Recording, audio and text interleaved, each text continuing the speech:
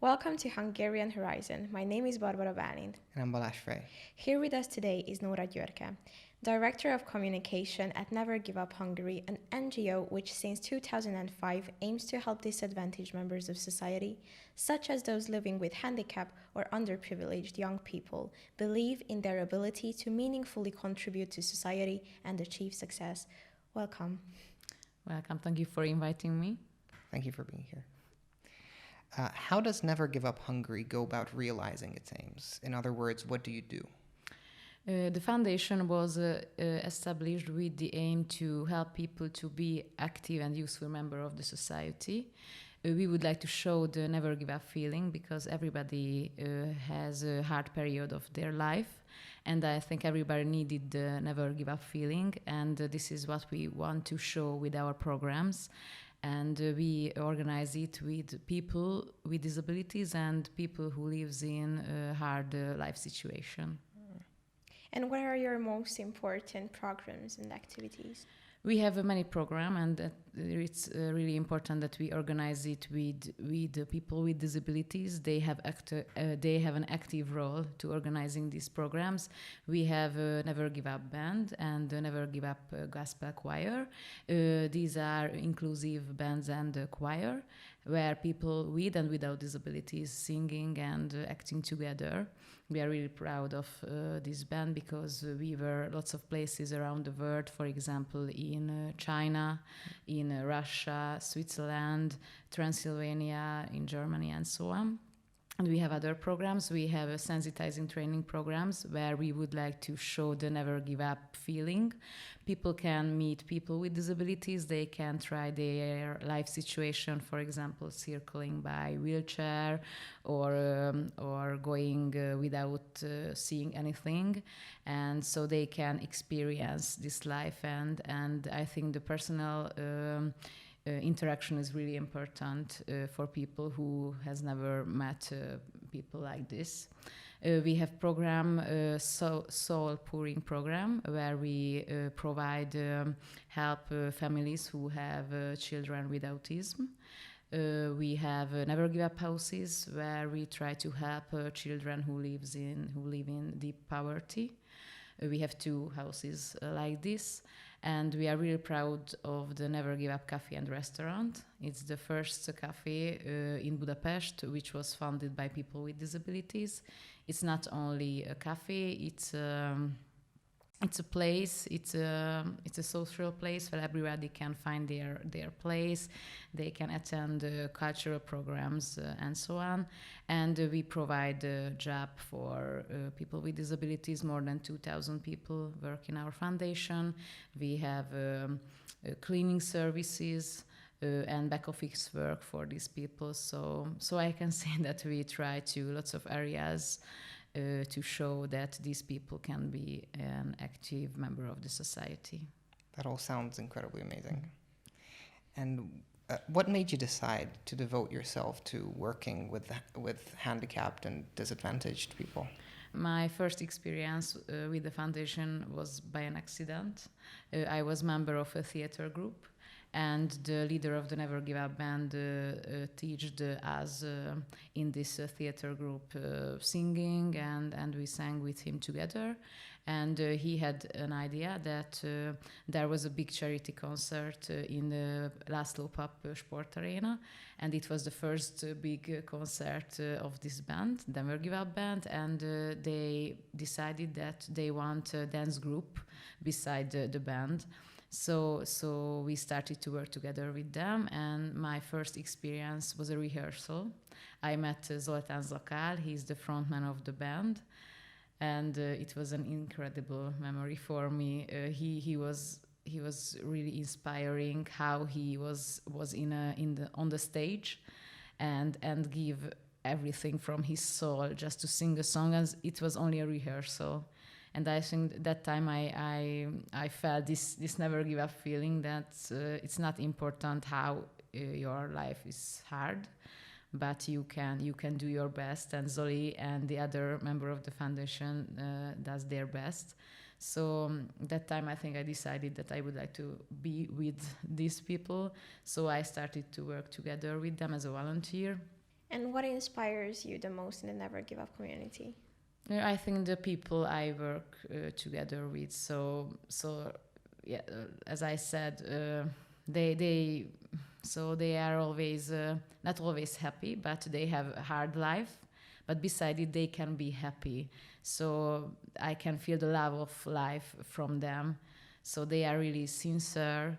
They are really active, and I learn a lot from them. What was your most memorable experience at the foundation? I could say I think a lot memories. I haven't spoken about the Never Give Up camp. I think this camp is very nice because lots of people, more than 100 people, spend together a week, and we do lots of programs together. And I can imagine, so I can remember of this camp like an island where there is a big peace, and everybody can be themselves and do what they want, and lots of very nice talking together. And I think my favorite memories from these camps. There is a growing global trend of increasing awareness towards people living with handicap. Where do you think Hungary stands at the moment? I think people are more open than lots of years ago. I can't say that we are at the end of this path, because we have lots of things to do. Because I can say that every people with disabilities can use the public transport, for example, with equal opportunities. But I think, as I remember, that when I started to work with the foundation, I think there are less people who was interested, for example, about the sensitizing trainings. But now lots of big international companies invite us to hold programs like this, and schools and kindergartens. So we are going to lots of camps to sensitize the children. So this is why I think that lots of people want to know more and more people with disabilities, how they can communicate with them, how they can cooperate or work with them. And I think that it's more important than lots of years ago. But I think we have a job with it, and we try to do it every areas of the Hungarian community. When you have these sensitizing programs, I know that there are a lot of people who are not afraid, but they just don't know this world. They don't know how people with handicaps live. And have you ever faced a challenge regarding this, that you had to convince someone to, be more inclusive? Yes, I can agree with it. When we start a sensitizing program, people are more close. They don't know what will happen. They don't know how they can communicate. They feel sorry, but they know that they shouldn't feel it, but they see these people and they feel sorry. And I think as we can help to get out from the situation, the humor. So the first round is the introduction part, and our colleagues start to speak about their life with lots of humor. And that time we can see that people can be more open after it.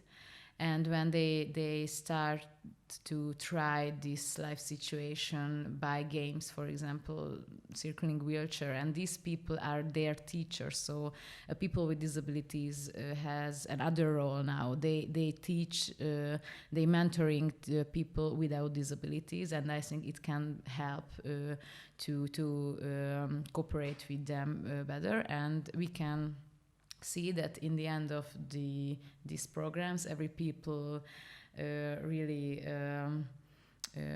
how can I say, it's really calmer and really open after it, and they dare to ask these people anything. So yes, it's a big challenge at the beginning, but we always see changes for the end of these programs. And how should people approach those with disabilities then? What would you suggest we do? What mind state should we be in? Okay, I understand. So I think I always say that you don't have to feel sorry for these people. If you want to get to know them, you can ask anything that you want. You don't have to be really polite. And I can suggest that you can help them, but ask them if they need help or not. Because it's lots of there are some problems when, for example, blind people just stand on the street and they don't, and he or she doesn't want to go anywhere, but somebody goes there. I help you, but I don't need. So always you should ask, and you don't have to be too polite with them. Just ask them as you should ask other people. So, and be open, because they are open also, and they don't want to feel that you sorry them. Just be yourself. And what are your long-term goals? Now we have a big dream. We want to build a big building where on the first floor we want a supported living for about 10 or 12 people with disabilities. And on the second floor, we want a big center for our program for children with autism. And it's a big project, because we need about 500 million forint to build this building by zero. So it's our really big dream. But I can say that the cafe was a big dream for us too. And we could open it, so we hope that we can achieve this goal also. Well, good luck with all of your future endeavors then. We hope you get to build your building. And it's been a wonderful interview. Thank you for being here. Thank you for inviting me. It was very nice to meet you. Thank you for joining us.